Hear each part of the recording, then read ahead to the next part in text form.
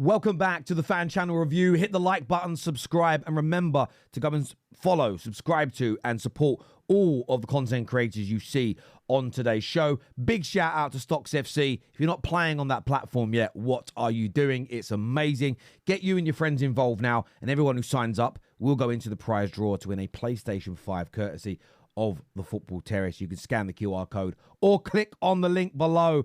But there's so much to review and look at from a magnificent day of fan content. Let's take a look here at Lee Judges. I get an email come through. New merch dropping again, like, yeah, Adidas. I wouldn't wipe my arse with any stuff that Arsenal are selling at this moment in time. In a transfer window that's 18 days old, they're bringing out new merch. And we ain't got one player that we need. I tell you what we need more than a new jacket or a T-shirt is a bloody forward. Not a new Adidas top. And don't get me wrong, they're bloody nice. I see them there, the blue one today. That's how they get you. That's how they get you. The merch. Man United compared to Arsenal's 2 or 3 years ago was awful. Arsenal had some really nice looking stuff. It just had the wrong badge on it. I've noticed in the last year, United's levels have gone up. If you actually make the jackets, the jumpers, if you actually make it wearable away from just football, it does get you. I see a load of people with them, and it looks nice. But at the end of the day, I ain't bleeding buying one. Go and buy a forward. Now, when people go, oh, it ain't as easy as that, Aston Villa have got 2 forwards better than what we've got, Dan. In Ollie Watkins and Duran. Who's on the bench today, right? Aston Villa have gone and added to that. Lee's right. When people say it isn't that easy, I understand it isn't FIFA. I understand it isn't Football Manager. It's not a computer game. There are hoops to jump through. But sometimes I think there are certain Arsenal fans that don't understand who they are, what they are, compared to most other clubs. Granted, I don't think you could get Haaland from City. I don't think you could take Mbappe from Real Madrid. You couldn't go and get Mo Salah right now in terms of transfer him to your club today. Okay? Those clubs won't do it. But go and spend the money. Go and put an offer that Aston Villa can't refuse for Duran. Go and put down an offer that Brentford can't refuse for Mbomo. Go and pay the buyout clause for Victor Gyökeres. Go and give Napoli the 60 million they want for Victor Osimhen. They all improve the attacking line at Arsenal massively. And over a period of time, you'll see exponential growth as well, because I think they'll make people around them better. I think there are some Arsenal fans, and I'd love to get your opinion on this. I think there are some gooners out there who they are in this sort of mindset of, I don't want to go and break the bank. I don't want to go and break a transfer record. I don't want to go and throw £80 million to take Ollie Watkins away from Aston Villa. It's an example. No one get triggered. Because then people will say, well, you just bought it. I want to get that £25 million obscure signing who we turned into a world-class player because it looks better. It's a better fairy story. Drop that bullshit. There's a reason. One of the reasons that Fergie beat Wenger, one of the biggest one is I think Fergie's a better manager. The next reason is Fergie went, do you know what? If it's going to cost an extra 20 million to make sure we have the better squad or the better goal scorer, we are going to do what it takes to win. And I think Arsenal could still do more than they have done. Let's take a look at AFTV here, people. Remember, please hit the like button for us if you haven't done so already, and make sure you are subscribing. Oh, let's try and have it. Look at Marino!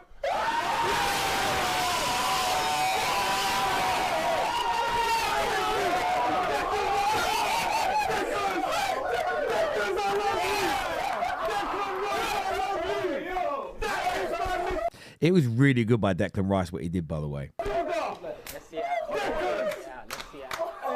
That's all about Declan! Oh my God! That is all about 41! That is all about 41! Thank you! That's my captain! That's my captain! Take the ball, make something happen! Thank you! Thank you very much! That's all Declan! Mood change. This is the mood change. And I know, Gooners, you won't appreciate this because it impacted your team. And I know some rivals will just laugh, but it's deeper than that.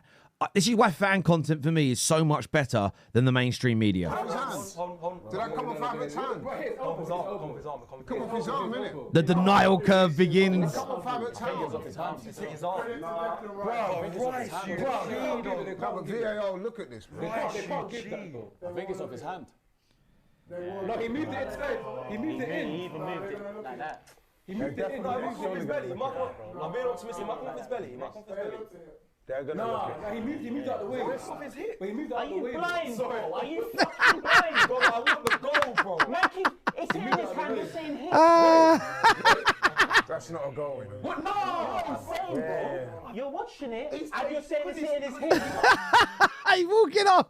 That is beautiful. Listen, it's everyone in those moments. Do you know what it is with sometimes? You just want to, you almost want to will it into happening, right? You want to, well, if I say it come off the belly, maybe a new act. Yeah, no, that pain was a madness. Here is Ty, though, on AFTV, talking about that incident. Take a listen to this. Explain it perfectly, and he'll come So on. explain what perfectly? What Explain about the VAR decision. Liam, because he It's handball, though, isn't it? You're not. The rules are you can't handball. I mean, listen, when they showed it on the screen in the stadium, I haven't seen it since. Yeah. It did look inconclusive. exactly, and this is what Liam. But this is what Liam said. What are you about Liam? What about you? Have you seen it properly? No, but he's explained it better than me, because he's basically what Liam is saying. If I can say it on his behalf, he's saying is that it was inconclusive. That's what VAR found. So if it's inconclusive, you give the goal. Because It wasn't inconclusive. It wasn't. In fairness, like, it depends on the quality of the TV you're watching it at. Look at it a couple of... Like, VAR, they've got all the camera angles. They're looking at it in super slow-mo. They're right in front of the screen. It isn't inconclusive. It certainly strikes the arm. Now, it doesn't really matter if it comes off the belly first and then onto the arm. You can't score directly with your arm for a goal. If what happened yesterday happens and it hits his arm and it falls to another player and he taps it in, it's a goal.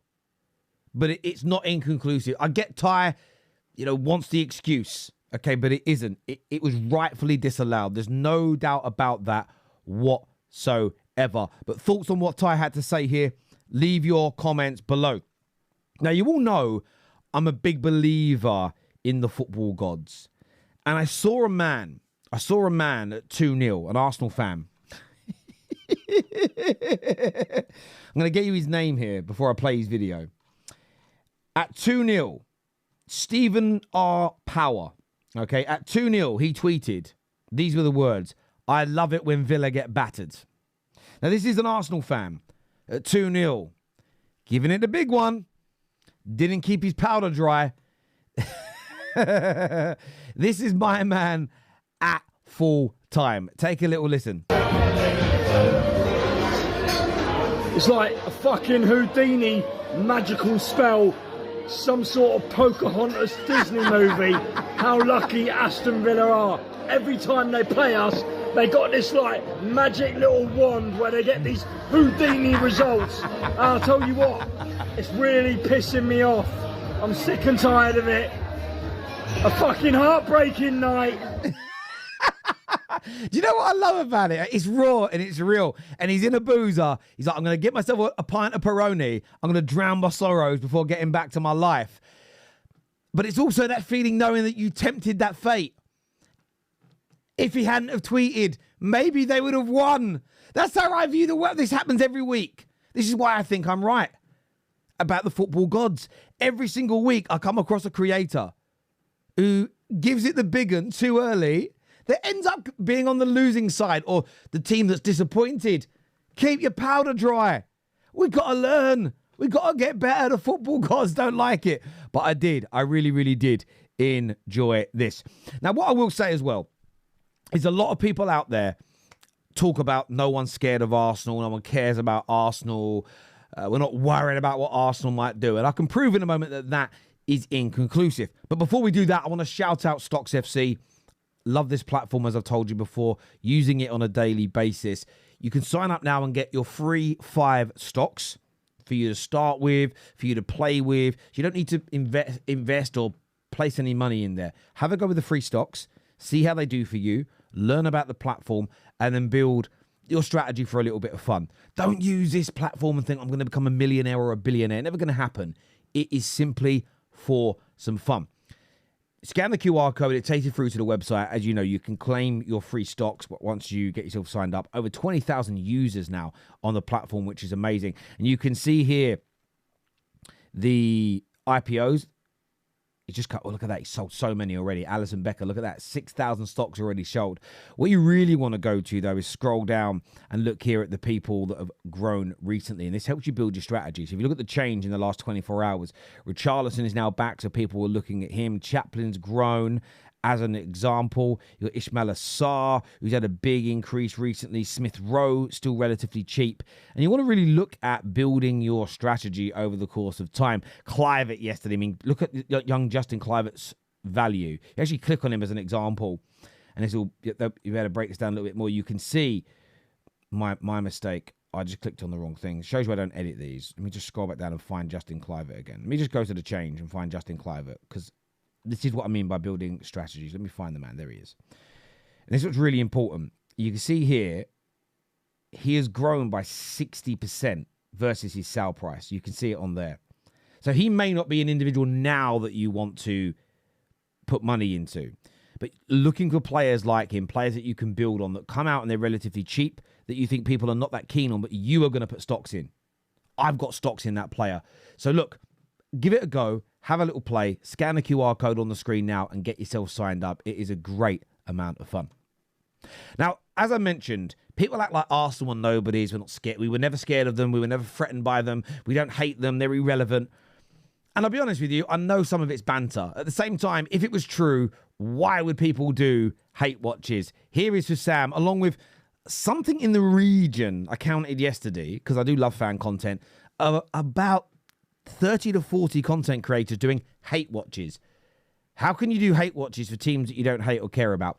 You tell me in the comment section below. But let's take a little look here. Oh my days! Oh my days! Aston Villa equalise and it's Ollie Watkins! Goal! Goal! Goal! Goal! Yes! Yes! Matty Cash with a dangerous cross as they come. Ollie Watkins with the equalizer. Oh my days. Incredible scenes of glorious emotion. Do you think he feels that Liverpool are the favourites now, though? Because remember, up until last week, he said Arsenal were the favourites to win the league. So in fairness to Husam, him saying they're the favourites means he may not use the word scared or worried or concerned. But if he thinks they're the favourites, he has to hold an emotion similar to that about them overtaking his team. Do you think Husam, Wednesday, on the Football Terrace, when we question him on Straight Facts, do you think his mind is going to have changed? Let's take a look here at Yardman, getting what I can only describe as very, very pissed off at Don Robbie. Let's take a look. Aston Villa hasn't beat the Big Five team this season. They haven't. Well, they didn't win today, did they? But it doesn't matter. It doesn't matter. We were going to be... that point is good enough? No. Okay, then. No, I'm just saying. But don't say that then, because... You said they haven't beaten the big side. No, you're pissing me off now. No, Robbie, you're pissing me off now. You're pissing me off. Because we lead it 2-0 today, yeah, and bring back Aston Villa in the game and come out with a point. I understand that. Listen, yeah, but don't I'm just giving you the facts. Of course you lose. We lose 2 points. We lose. Yeah, we lost 2 points. Thank you. That's what I'm saying. All right, say that then. Now, listen, I love Robbie, but you're wrong here. Sometimes in life, it's not about what someone says. You know exactly what they're implying.